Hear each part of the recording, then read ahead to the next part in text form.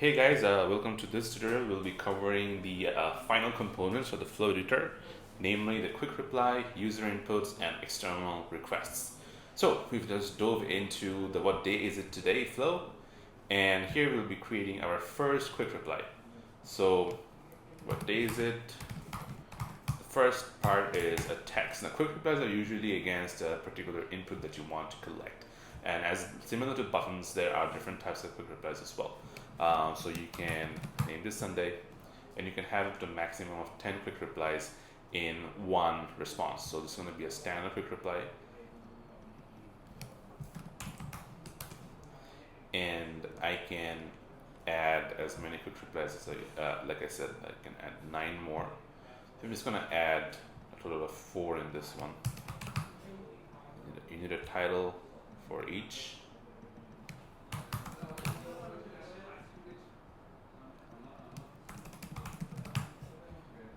Wednesday, on Monday, I'm going to say wrong.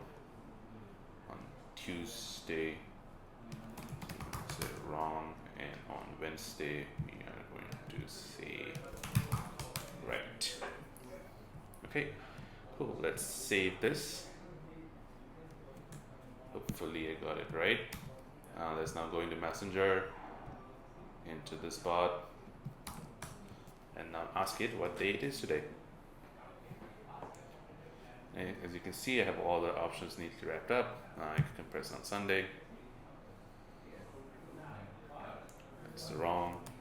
I ask the question again. Click on Wednesday. And it's right. Awesome. So quick replies, as you can see, I can add a maximum of 10.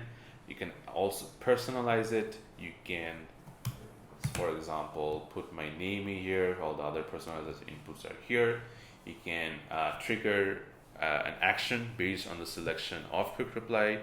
As we have covered in the previous tutorial, you can send an email, add a tag, remove audience, sequence, attribute. You can also trigger a flow. All cool. And finally, there are also different types of quick replies. There's a standard one, there's a location quick reply, there's a phone number, email. You can trigger another flow from here. The trigger another internal flow option, which is, like I said before, is a feature that's currently under development. So if I tap the location option, no verification is required, and you can just choose to save an attribute over here. Attributes will be covering in detail later on. So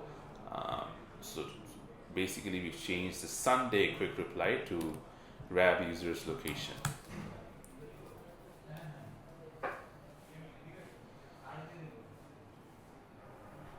Right, so now it doesn't say Sunday anymore, it just says send location, and if I tap this, it's basically just going to share the location with the chatbot.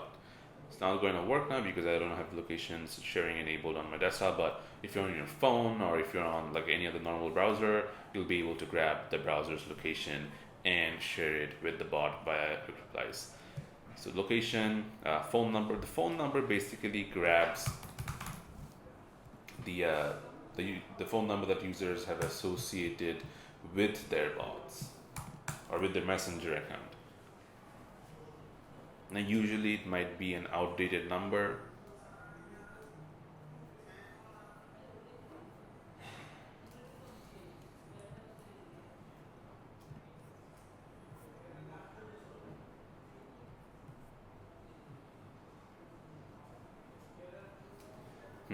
Let's see if I did something wrong here.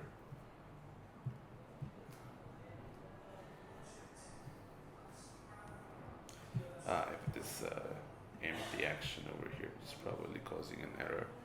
Okay, let's save it.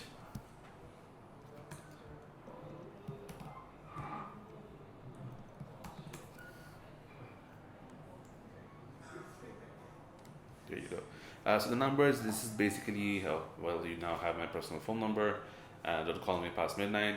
So, but basically this is the user's numbers that they have attached to their messenger account. You can grab it very conveniently with quick reply. So, and when users share it, you basically have that number stored on the audience dashboard. The same concept applies for email.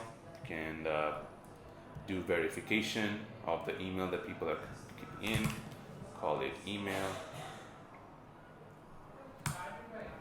grab it, ask it again.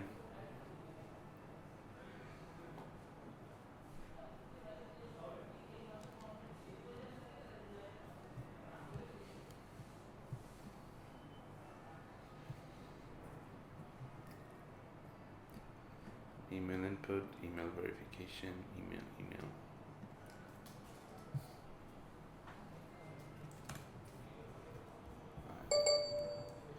There you go. So this is the account that I have attached with my Facebook. This is what shows up on the users, and they can, once again, it's a very convenient way to grab people's email addresses as well. Cool. Last but not least is the trigger another flow option. Similar to buttons, based on what the user select from the quick replies, you can also choose to trigger another flow. So I'm just gonna randomly select a flow over here.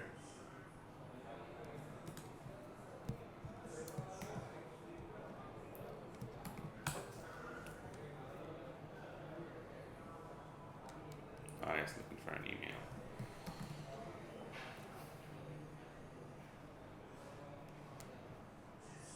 So let me just start again.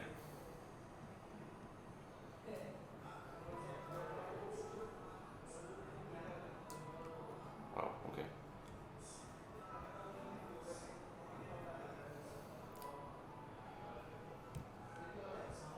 I guess I will have to delete the flow and show to you how it works.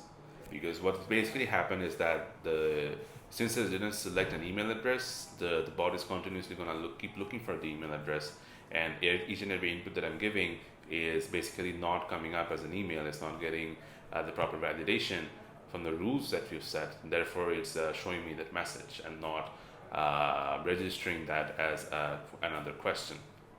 It's one of the limitations of using chatbots on Messenger, at least. But either ways, if we deleted it, came to it again. Now, if I just jumped in and asked this question,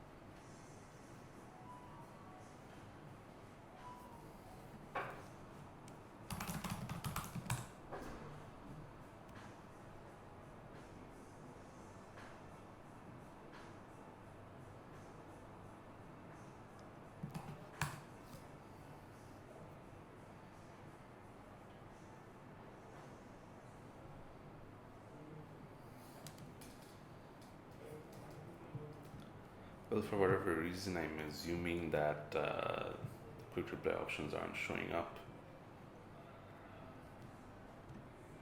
Maybe it's going to take a while to show up. However, you guys do get the idea. Basically, if you have this quick reply option set to trigger another flow, you can just select the flow that you want to trigger to, and that's what's going to show. Sometimes what happens with Messenger is that when you're continuously interacting with it in the way that I am for these tutorials, sometimes the responses time out. And it's not going to happen normally. It's only going to happen when you are like sending the same questions over and over and again, which I've been doing for a while, and maybe that's the reason why these issues were caused. But in principle, it should work out fine for you guys. If it's not, just drop us a support ticket, and we'll get that sorted out for you. So that's pretty much covers the quick reply section. Let's dive into user inputs. Now, the user inputs are very similar, as the name explains. It's basically a mechanism to grab inputs from users. So basically, users ask this question,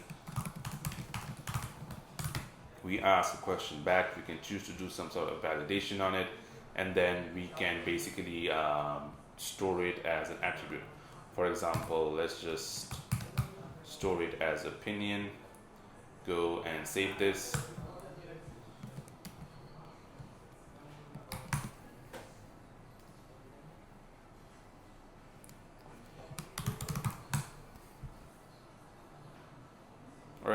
So I've collected the input and I haven't set anything else to go after it. So let me just say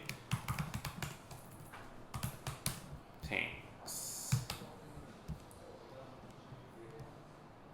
Save it again.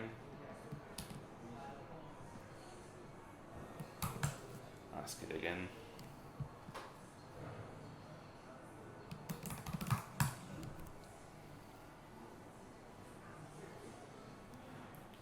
Cool. Now if you go into audiences, and if I go into my profile, I should see this attribute saved as opinion equivalent to Sunday. Cool. So user inputs can be of multiple types. You can have a user input which is you can ask essentially anything, of course, but the idea is that you can ask for phone numbers and do validation if it's a number, email address, and even if you're asking for some kind of a numerical input, you can do that as well, and it basically gets saved to your audience input. And you can choose to customize it even further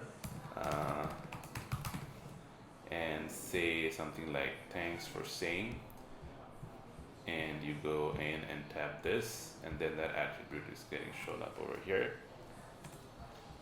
which is pretty neat.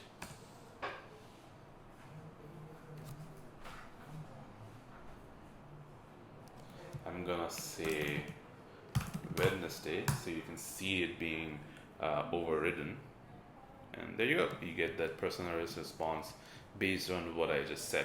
Pretty cool, huh? So last and not least, we have the super important and powerful external requests feature. So in using this, what you can do is you can make get or post requests to endpoints that you have. This is for slightly advanced and technically capable users who want to make their bot interactive with their own APIs. So you can make a get request to a URL of your choice. So let me just get a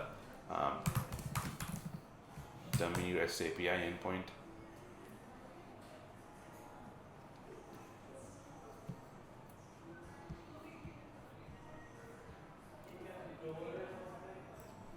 So this endpoint, if it's a get response, get endpoint, I can test this out. As you can see, I can get all these responses right here.